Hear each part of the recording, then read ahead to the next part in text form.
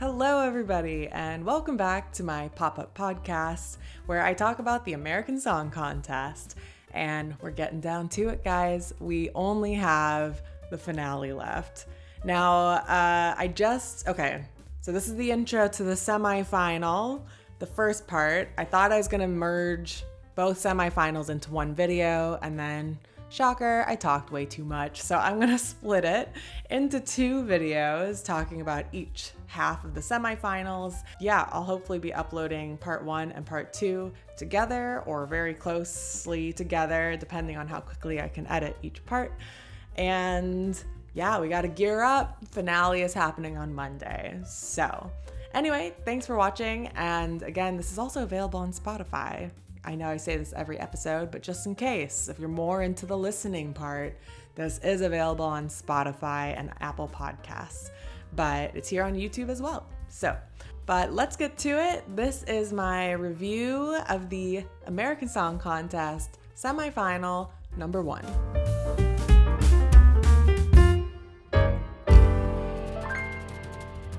So in today's episode, I want to talk about the changes that were made to some of these performances and how I think it affected the performances, if it made it better or worse.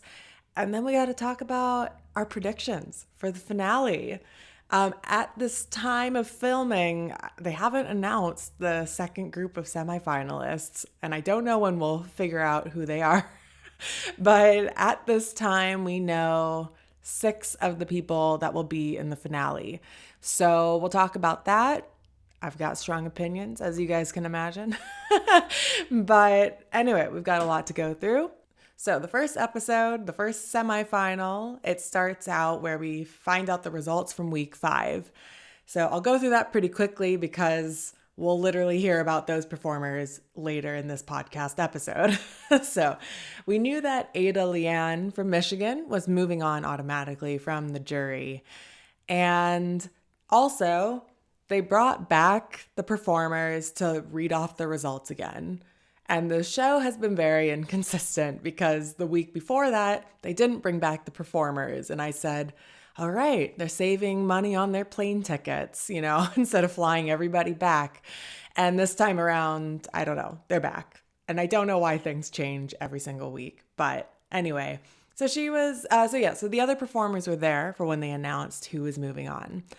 So the first performer that they said was moving on was Tanel from American Samoa. And then we had John Morgan from North Carolina. And then the final person that was moving on was California, Sweet Taboo. I was really worried that they were the final group announced because they were probably my favorite song from the week. So anyway, they did get voted through. And then they made a very exciting announcement for me. They explained how the voting was going to work for the semifinals, which I definitely approve of more than how they did, the qualifying rounds. They said that there would be 1 jury vote from each semifinal, and the remaining 4 would be based purely on audience votes. And I was happy with that. I would have also been happy if it maybe had been like 2 jury and 3 audience. Because based on what's coming up, I don't know. It's tough. I think it's just because we don't have maybe enough people voting or watching yet. The results really surprised me, but I'm getting ahead of myself. But I was happy to hear that there would be no merging of votes because I'm pretty sure we got screwed over on some of these performances. Some of these performances that should not have been at the bottom didn't even have a chance to move on because of the jury. So anyway, so that was good news for me. Then we got straight into the performances for semifinal 1. My first thought was like, are they seriously doing more interviews? Because we've already seen 56 interviews at this point. How else can they drag an episode out to be 2 hours? So I was like, how are they doing more interviews? I did end up hearing a little bit more about the song itself and how the song came to be. And we heard that from quite a few of the interviews. I liked hearing about when or how they started writing their song and what really, kind of like those behind the scenes type of things. And so the first performance was Kentucky. Jordan Smith's song was Sparrow. And Jordan mentioned, he'd like woken up early in the morning and wrote this entire song in like 7 minutes.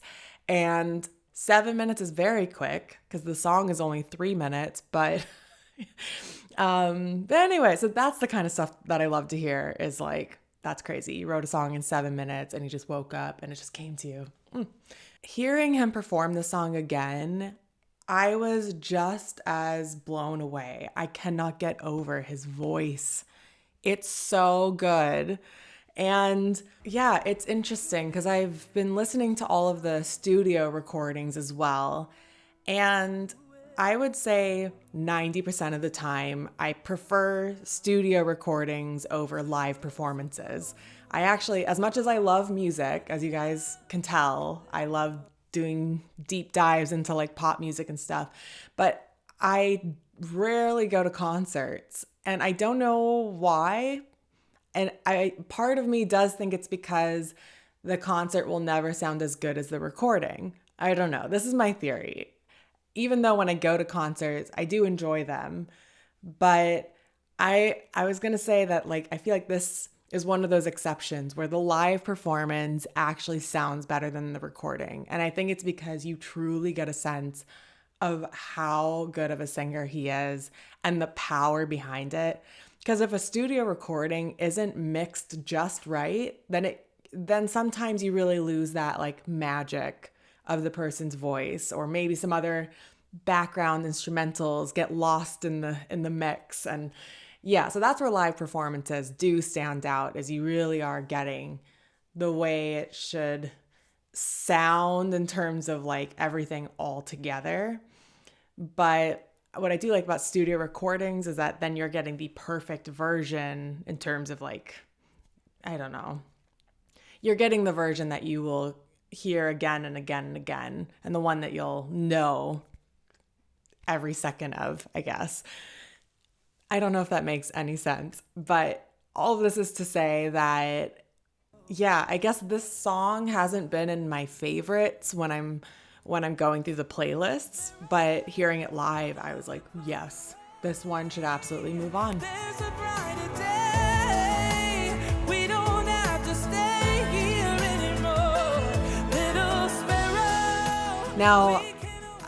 Now this is the first performance of the semifinals, and I was so excited to see they were making some changes, and that was consistent for both episodes. They made changes to performances, very subtle. Sometimes I don't even think it was like because it needed to be changed. It might have just been like just to switch it up a little bit. And mostly it was outfits that got changed. So that was one of my biggest complaints last time was he was wearing a hoodie underneath his coat. And I hated it. It was so casual looking and just awful. This time around, much, much better outfit choice. It still kind of looked like it was a bit of a sweatshirt material, but I'll let it slide.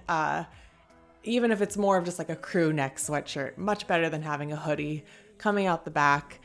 So that was an improvement. They did not have the cheesy feather graphics going over him, but they did have some on the screens behind him, and I thought that was totally fine. And then the church windows. Now, as far as I know, that was not the same setup from last time. If it was, then I forgot about it, but I was just going to say that I loved how that looked. It was just, how do they do that? How do they get those graphics to look so good with the church window and like from like there were like 5 of them and like you see the beams of light shooting through. Gives me chills. So yeah, I said this was a 10 out of 10 performance. There's a key change. You gotta have a good key change in one, like not every song should have a key change, but this was the perfect song for a key change and pulls it off. So yeah, I mentioned his voice like 5 times. It's so good.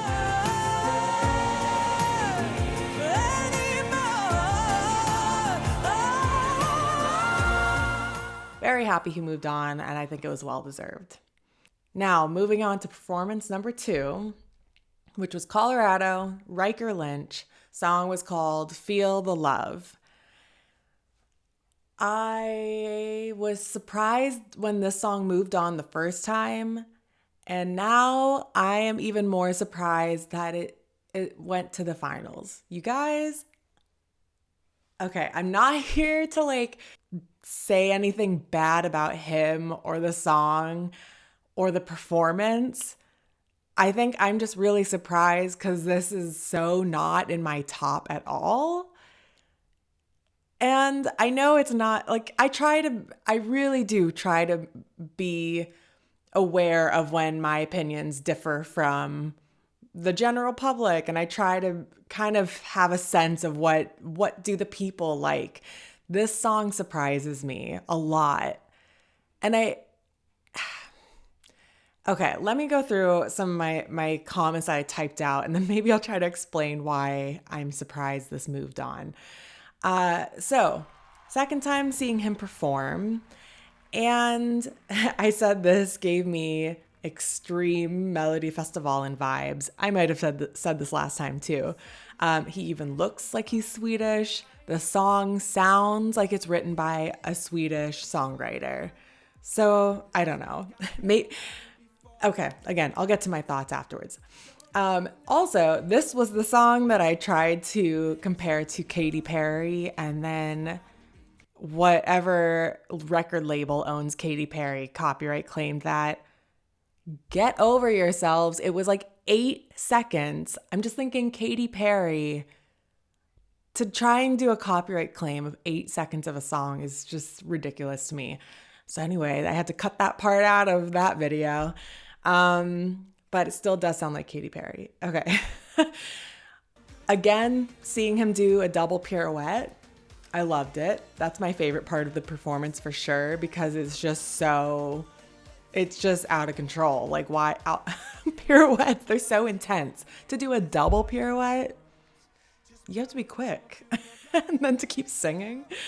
Now, something that I don't know if you guys will agree with me on this or if you guys noticed it, but I said that it weirdly felt that it had lower energy than the first time I'd seen it. But in the first, what do you call it? The qualifying round, this was the final act, I believe. And so I think maybe it just naturally had more energy last time because it was the finale. So when this was the second performance, it really felt like, I don't know what it was. Was I just not hyped up because it wasn't the finale, or was there something different with the energy level? I don't know if that makes sense. But that was just something I noted. I thought it had less energy than the first time.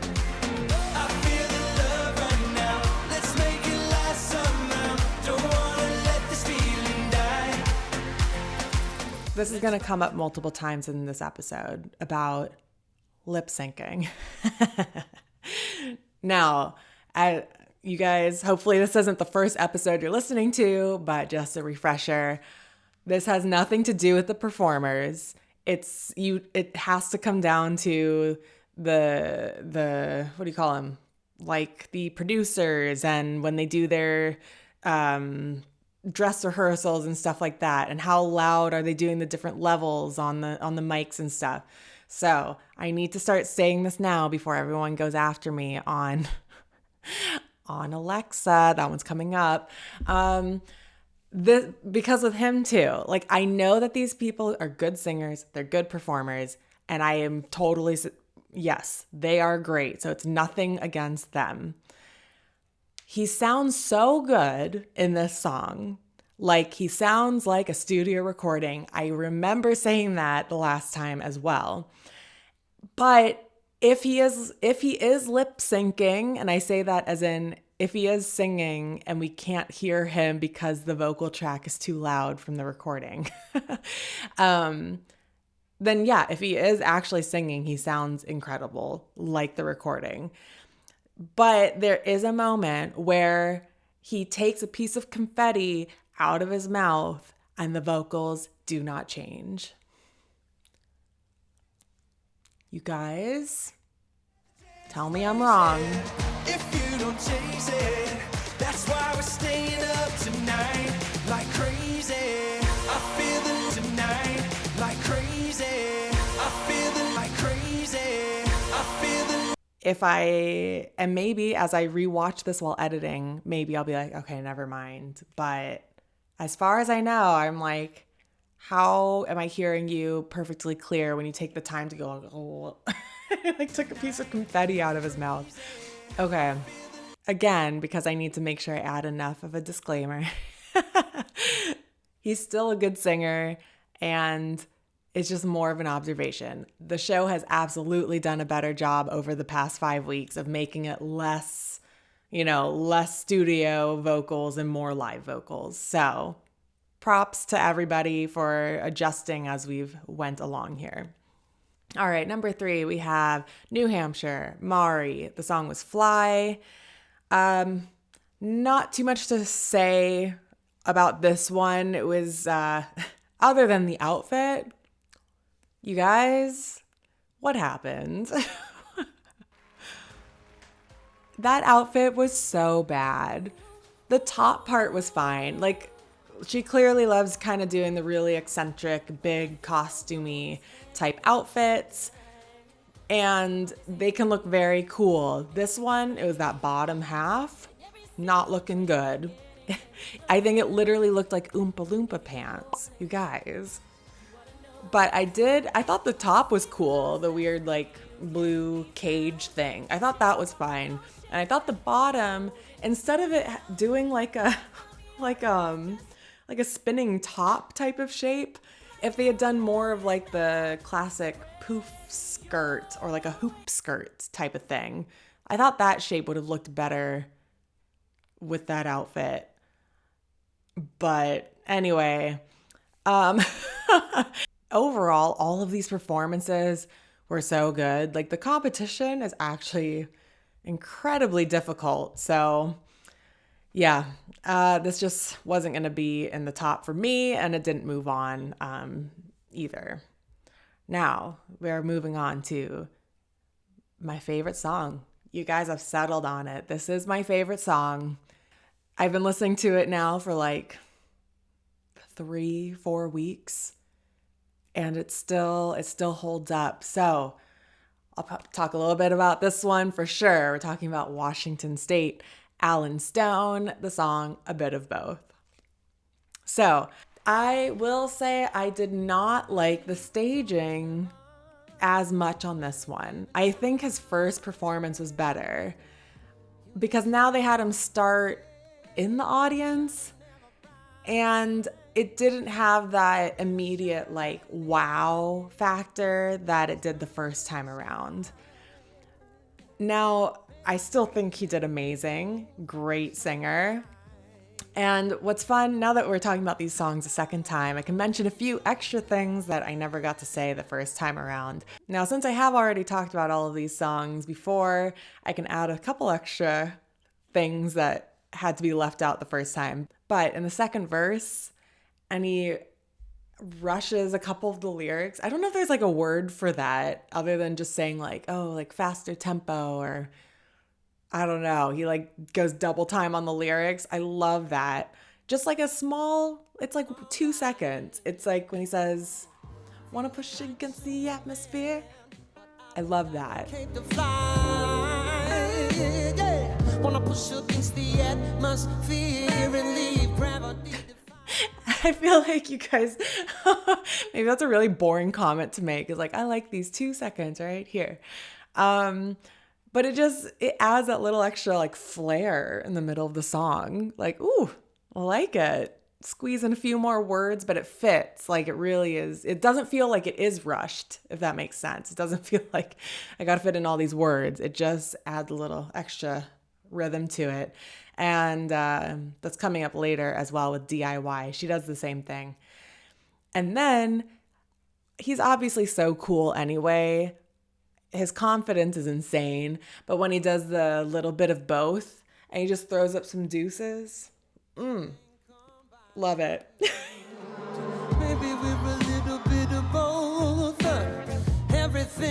withers after it grows.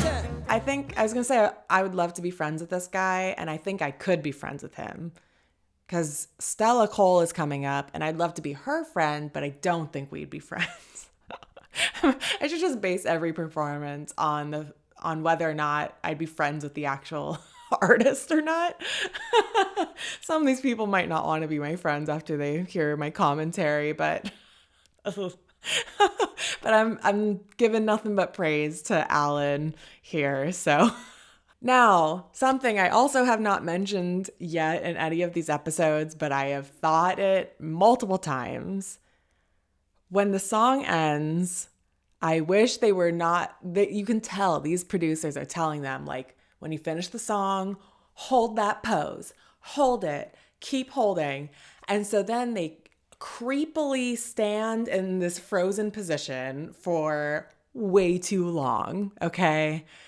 Oh my gosh. And thankfully there are some artists who have just been like, no, I will start acting like a normal human when the performance is over. I get it. You want to hold that final pose just enough to get the photo, to get the shot. And then, at least in Eurovision, I love when they take a moment to just say like, thank you. And then they get all like emotional and then they run off stage. I love that. And I wish every artist would have their big like thank you moment at the end. And that is not what Alan Stone. Nope. He just held that with, I think he had like a creepy smile the whole time. Did not like that. So please, please hold for 3 seconds and then come out of that pose, you know? Number 5 is Nico, Alabama. The song was The Difference. I said I liked this performance a lot more. I like the outfits a lot more, and I just think that in general, their harmonies meshed better this time. I just felt like they were just slightly off on the last one, which could happen easily if you can't hear each other well. It can very easily happen. So, no, I thought they nailed it this time. Also, I'm convinced somebody from that show is watching these videos because I'm actually like, the number of things I've given feedback on and then the changes happen this time around, I'm like suspicious. So, I mean, we already had like the sweatshirt was gone. Now, obviously, I'm sure there's plenty of people making similar comments, right? But just thinking like, what if someone actually is watching these videos and getting ideas? That'd be pretty awesome. But no, this performance, I had said last time I did not like the kiss. I don't want to see people kissing on stage, right? This time they did it so much more like eloquently. Is that the right word? So you can see him going in for a kiss and then the camera pans away. And so it's like, oh, kind of just like a Disney movie or something. I loved that. That was the perfect way to do it. Now, this song, it's never been one of my favorites, but I'm not surprised that people like this one. Now, we've only talked about 5 performances so far out of 22, and already 4 out of the 5 have moved on. So that's, if you're wondering, like I promise this episode will not be 2 hours long, but we have been talking about some of the bigger performances so far. Now we're moving on to another one I got to talk about. Ryan Charles from Wyoming, New Boot Goofin. So, as you guys may know, I've been a huge fan of this song since week 1. This song gave me hope. I think that's why I've been so like attached to it. Was seeing this in week 1, I was like, okay, the American Song Contest might actually be amazing. Because this song was just ridiculous. Melody Festival always has a ridiculous song every time, but that's part of the charm, right? So it's ridiculous, but it was catchy and it was unique and it just had everything. And so watching it, okay, so if you guys missed it, this was one of the wild cards that got brought back, which They said it was based on number of streams, maybe, but also I don't trust any of their numbers because I'm seeing other things with more plays and views than this one. I don't know. Or at least the Enisa song that got brought back. I'm like, this wasn't the top song. So I don't know how they're choosing these wild cards, but very happy he got brought back. I definitely thought he deserved to be in the semifinal. So sad. And I am surprised this one didn't move on to the final. Because you would think that if this was brought back based on audience listens, wouldn't that also have a great chance of having the audience vote too? So I am surprised. And I wish they would show us the rankings for all performers. They only listed the people moving on, and that was it. But so moving on to the performance, I said, yes, this song still holds up. They doubled the number of girls. Which I just think is really funny. Why did we have to double up on how many sexy girls are on stage? But I'm not complaining. I ain't never did that. Nah, I was in my own thing. Good, gold drinks. I'm getting down with a gypsy queen. Turquoise stones on every. So as I was watching this one of the notes I have is that this is one of the only performances that perfectly combines the song with the dancers. As in, I don't think the dancing or the song would be as good without the other. Because, like, the song is catchy, but the reason I love the song and I love the performance is because there's sexy girls everywhere being way too sexy for this song. And I think that's why it's so funny, right? It's just this, like, juxtaposition of this guy singing about his boots, rapping about his boots, and then you just have like 15 hot girls dancing and twerking while wearing boots. I just think that's so funny. Like, it's perfect for me. Like, this is totally like, that's my own personal, I'm absolutely biased, and I know that not everyone would love that. So it just makes me laugh every time, and I enjoyed it very much. And the song is catchy. So that's why I thought this was like one of my favorite performances. So, and I loved his awkward little boot dance at the end. He does this weird, like, how do you even describe that dance? I don't know, but he does this weird, like, knee back and forth wobble thing. And honestly, that could be a trendy TikTok dance. I thought the song would have gone more viral than it did, but it's season 1. I just don't think we had the right audience for it.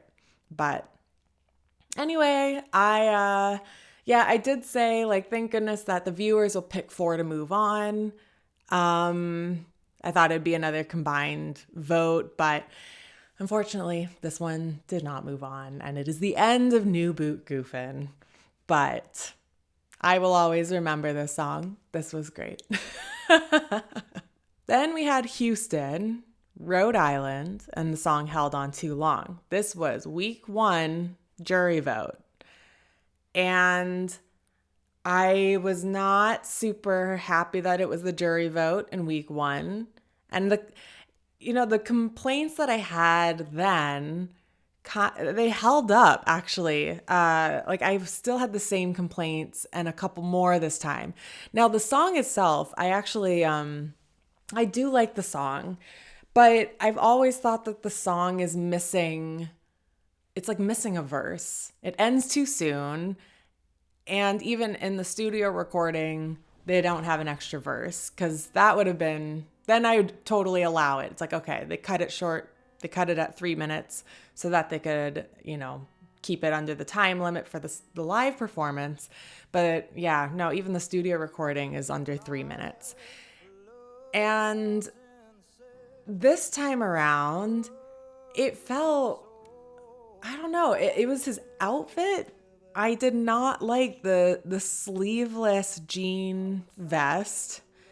And I think he needed the hat. I don't know. I think part of it was like, the song is so sad that, like, you almost feel like he should be, like, more covered up, right?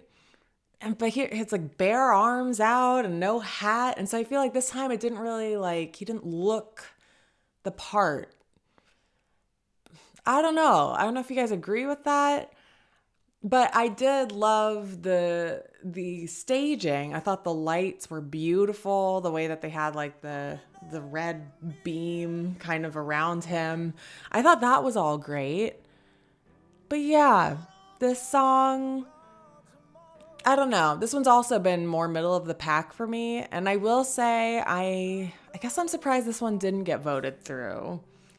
But it's interesting. It was the jury vote originally, and the audience did not vote this one through on their own. It ranked highly with the jury this time around too. But something I thought was really funny was that he left the stage too early. He forgot to hold that pose for 15 seconds, and he tried to get up and leave the stage, and you can tell someone in his earpiece is like, go back. So he turns around and sits back down on the stool, and that made me laugh really hard. So I even said this one will probably move on. I'd be shocked if it didn't. So yeah, I am surprised. After that, we had Jonah Prill, Montana, with the song Fire It Up. Why are there so many people, you guys? There were so many people on that stage. And then I said, here, I swear these producers are watching my videos because I said he's not nearly as awkward in this one. Well, I take it back, actually. I was like, okay, he is still awkward. But the thing I was joking about last time was he was moving around a lot. He was kind of walking around stage, and he always had this one arm up, just kind of singing his song. Now I thought it was adorable. It was kind of awkward, but it was cute. I don't know. He just looked like he was really into this song. And then this time around, you can tell they told him, slow it down a bit. You don't need to walk around the stage so much. And now he looks like he's almost too slow. You can tell he's forcefully don't go too fast. Don't go too fast as he walks around this stage. And then so that's what I was commenting on. And then I said, oh my gosh, he took off his jacket. Which the producers know what's up. They were like, we got to get this guy's arms on national TV right now. And I can't complain. They were pretty good looking arms. Yeah, the girls behind him. I mean, I know that they were probably told ooh, react when he takes off his jacket, but I think those are genuine reactions. I wasn't sure if this one would move on or not because it is a catchy song. I think it just depended how many country music listeners are watching the show. So I guess not enough. It did not move on. But he did really well, and I think he could absolutely have a career in performing and songwriting and stuff. Oh, I can't wait to see what happens after this whole competition, because I really hope that we suddenly have 10 new big artists that are in the country or something. And then they announced that Enisa would be coming back as the second wild card, and I was happy and surprised. I don't know who I was thinking it would be. I don't think that would have been my, okay, now that actually is probably one of my favorite songs, but I didn't think it was going to be actually one of the wild cards. Okay, give me 1 second. Let me see if I can find what songs I thought they would be. Okay, I thought I Don't Take Pictures Anymore by Brooke Alex. Ooh, I don't remember which state she was from. That one, I thought for sure. I haven't gone through all the songs yet, but that one even has some of the most plays out of all the songs. So I am very surprised that one, I guess, I don't know. Let me see. What does Enisa have here? Enisa actually is pretty close with the number of listens. Kind of. No, I Don't Take Pictures Anymore has over 70,000 more plays. And wow, Yam House, Ready to Go, Minnesota, by the way, has over 400,000 plays. Explain. So that's like almost 150,000 more than Enisa.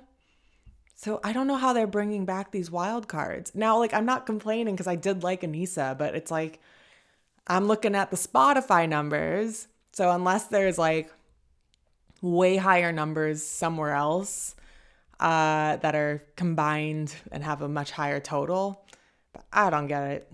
I don't get it. Okay, so then we had Michigan, Ada Leann with Natalie, who had just moved on from the week before. She was the jury vote. And I said I was still blown away by her voice, loved the new dress. But this time around, I don't think she was doing this the first time because I didn't write it down the first time. But she kept switching her hand on the mic, and it was very distracting. So that was my one complaint. Like, I don't think she was doing it last time. But anyway, so that's just something that I would tell her, be like, okay, just watch out, because if you keep grabbing the mic, letting go, other hand, two hands, one hand, it was like, and it's like right in front of her mouth, right? So that's like all you're seeing is this like little hand thing going on. That was distracting. But I did like that this time around she took the mic off the stand and walked in front a little bit. I don't think she did that last time. And I said I was very surprised this was not voted through. But it's tough because, like, looking at who's coming up, I mean, if only 5 are moving on. Because then number 10, we had Jared Lee, Massachusetts. The song was Shameless. And I said, seriously, such an incredible singer. And I said, the song is good too, but it has always been in the middle of the pack for me. This one, it's like a song that I'm like, okay, it's nice if you hear it, but I'm never going to go listen to it.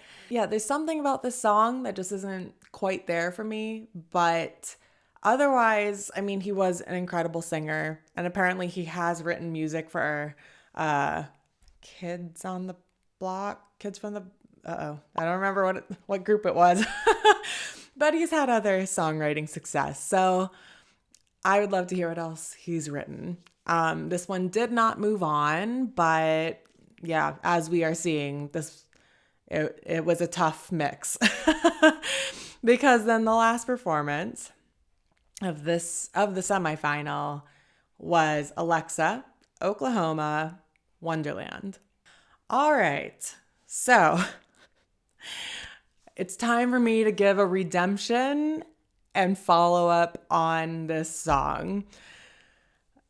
I know I give disclaimers in like every single video because I get so sad when I try to like not tread on anyone's toes, and yet people will still get upset and then write angry or mean comments. And it's like, I'm just here to have fun, give my thoughts, but I'm in no way saying that my opinions are the best opinions ever. Okay.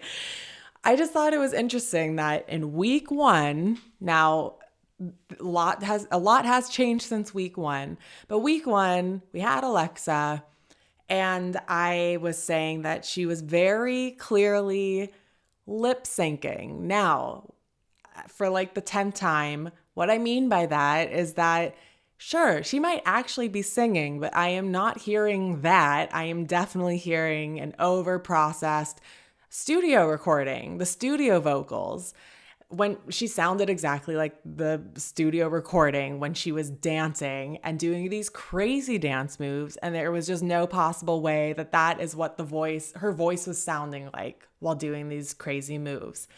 Now, since then, they have definitely made improvements with the live vocals that we hear, and out of all the performances we've seen, there's like there's a couple other ones with a lot of dancing, but hers was probably the most intense. And so I was excited to see how they would handle her performance.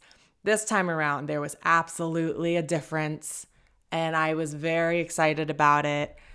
And it like reassured me that yes, she can sing well live. Off with it, stop thinking they'll love you. Wonder if we had a chance, maybe back in Wonderland. Youth in my head and my heart out available. Off with it,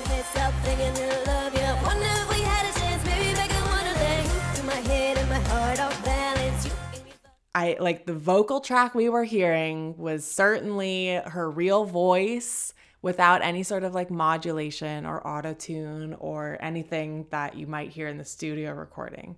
Okay. And I think she's a great dancer. And I love the song. I love the song, okay? It's in my top 5, probably. Okay, now I need to actually criticize this song. But before you guys go after me, I have given you enough of a heads up that I do like the song, you guys. It is a song contest. The song is good. She's a good singer. Okay. I am convinced. Now, this is a two-parter here. Because in the beginning, it absolutely sounds like that is the vocals coming from her mouth at that exact moment. Sounds live. You can hear little fluctuations, and like I thought that was great. We're getting the live vocals.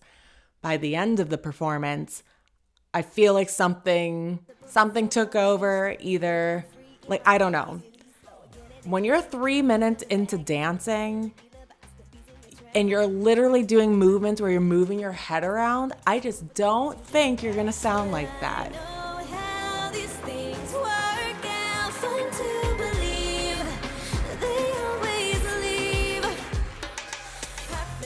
And if you do, then I am absolutely wrong. And I genuinely just can't believe it. Like I feel like you're going to be out of breath. I am out of breath from singing for 3 minutes.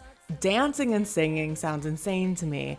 So here's it's just that there were moments later on where you can see her adjusting the mic. You can see moments where the vocals aren't quite lining up with her lips.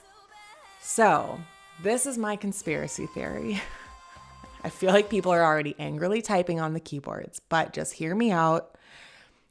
If I had to guess, I think she might have actually sang a live vocal track. Perhaps it was during a dress rehearsal or just whatever. Maybe she just sang it on stage, did some minimal movements, and then they played that live track while she was performing so that she's lip syncing to the live track and not lip syncing to the studio track.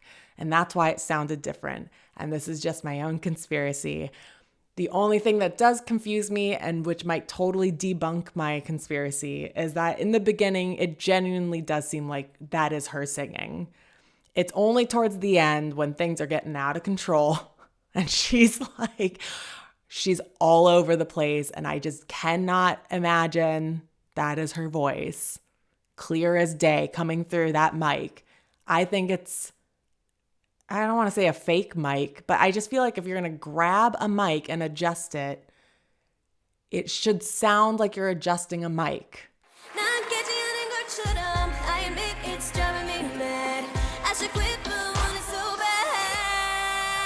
To put myself on a leash though, living rent free in my head, here's your lease though. Again and again, you keep my thoughts coming back, and you ain't even a dealer, but I still be in your trap. Okay. That's all so I don't know. What do you guys think of that theory? Because again, I think she is amazing. I feel like people keep missing that part. And it's okay to be amazing, but to still have like an observation that like, I don't know if that was live or not. I don't know. Now, I'll talk about the same thing with Grant Kanochi coming up later. But that is my Oklahoma feedback. I don't know. Oh, and obviously she moved on and she still seems so shocked that she was voted through. It's like, girl, you are dominating all of the statistics right now. Like, it's not even close. Her song is easily the most listened to on Spotify with over 2 million plays. And then, let me just find it here.